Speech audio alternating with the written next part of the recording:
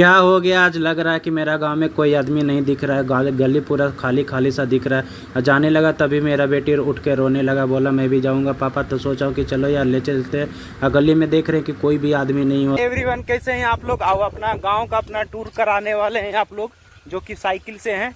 और ये मेरा छोटा भाई है, कुछ बोल दो भाई। कहते ना कि गांव वाला बंदा इतना शर्मीला होता है, कुछ कहे कि नहीं। मगर चलो कोई दिक्कत नहीं, वीडियो को लास्ट तक बने रहिएगा। अपना गांव का टूर करवाएंगे और बने रहिए।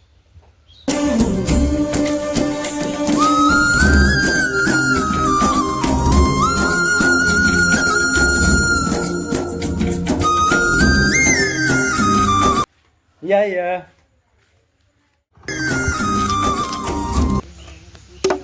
रियन से